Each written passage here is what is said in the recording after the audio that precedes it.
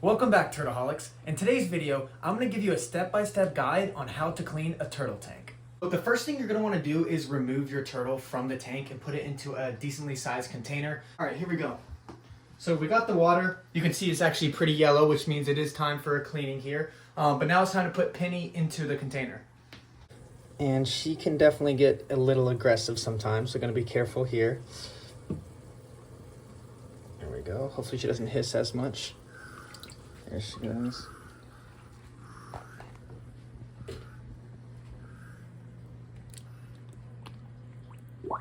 There we go. And just to keep Penny happy, we're going to give her a little bit of food here to keep her preoccupied. All right, so now that Penny is happy there in the container with her food, the next thing you're going to want to do is completely shut off everything that is connected to power.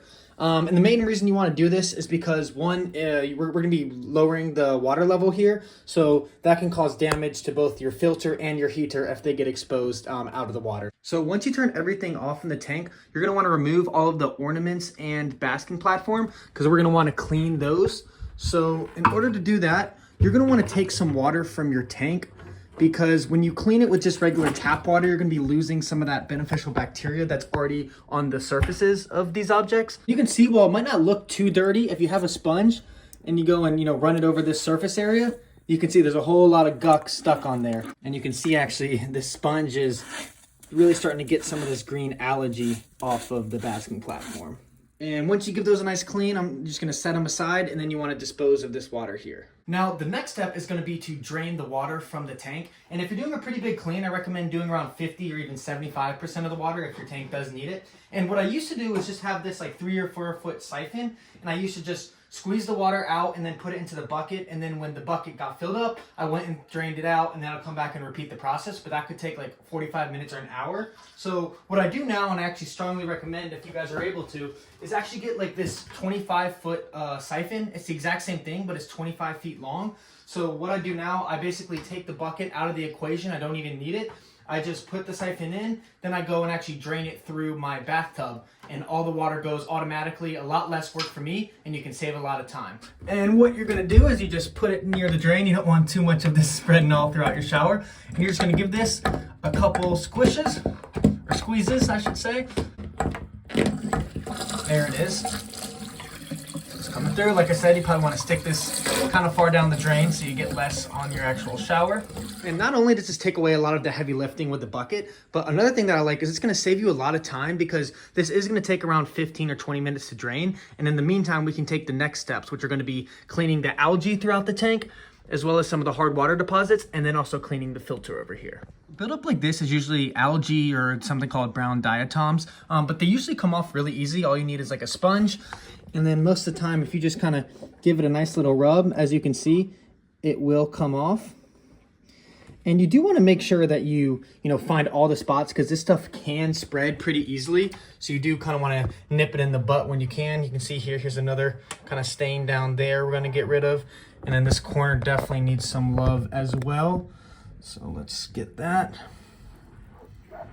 And the cool thing too is, a lot of this algae, it's near the siphon here. So we're going to kind of just let it out here and hope that the siphon will get some of it.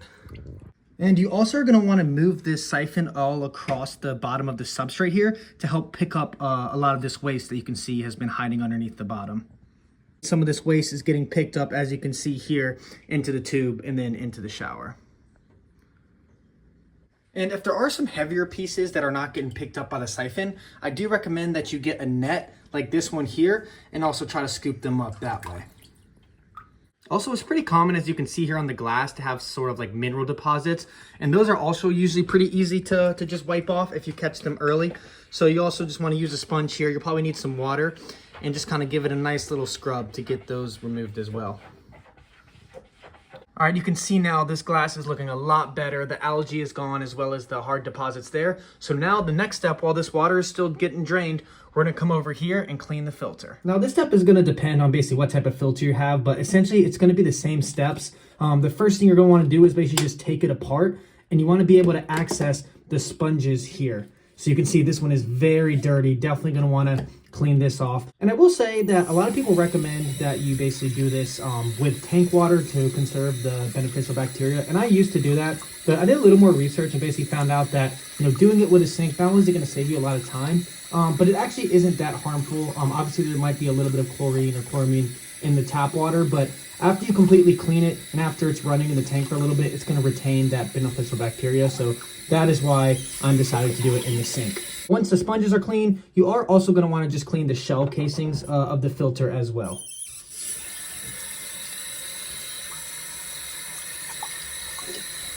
And then once everything is clean, you're just gonna put it all back together. And look at that. I would say they look a lot cleaner. So now let's go back to the tank. Once your turtle tank is drained with the water to, I did about 75%, now it's time to fill it back up. And this is another reason why I really recommend this siphon, because it makes this 1,000 times easier. All you have to do is basically just swap out these pieces here. So you take off the pump here, and then you're just gonna swap on this little nifty piece here, and you're gonna connect it directly to the sink, like this. And then you can actually use this thing to tighten it up so it doesn't really leak as much. And once that's securely fastened onto the faucet there, you're just gonna turn it on. And the one thing that I do want to call out is you want to make sure that the temperature is around, it doesn't have to be exact if you have a heater, but you want to make sure that it's at least warm enough so it won't take your heater too long to heat it back up. So usually what I do is I come over here and at least fill it out first.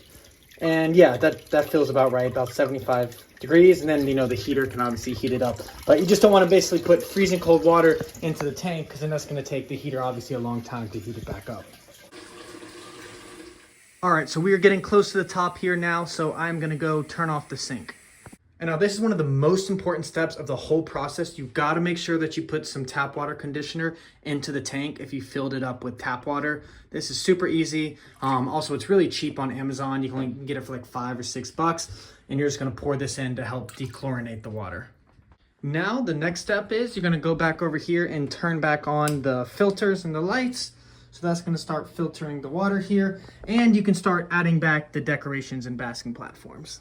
And once everything is added back to the tank and the filter's turned on and everything, it's time to put the turtle back into the tank. I'm sure she's ready to get back home.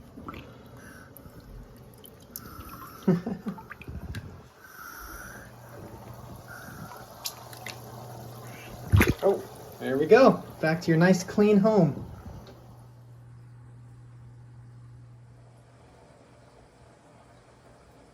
You can see here, the tank looks a lot better. Look at the substrate, it's practically clean. The water looks a lot clearer, so I'd say that was a success. Before I go, I just want to cover real quick how often you should clean your tank. It's really going to depend on a lot of factors, like the size of your tank, how many turtles you have in there, the types of filters. I clean mine like a deep clean like this once a month, but I do water changes just about every week. And when I say water changes, that's when I change about 25% of the water. And even if your tank is clean, it is important to not only do like a deep clean at least once a month or every 6 weeks, but to also do those water changes of about 25%. Just because due to the nitrogen cycle, your turtle's waste is eventually going to be converted into nitrate. And nitrate, you might not be able to see it, but it can be toxic to your turtle tank if it does build up a lot. So that's why you not only want to clean the tank regularly, but then also do those water changes. So thank you so much for watching. If you made it to the end of the video, please consider subscribing. I'm trying to hit 1,000 subscribers by the end of the month. And if you have any other suggestions for topics or videos, please let me know down in the comments. And with that, I'll see you on the next one.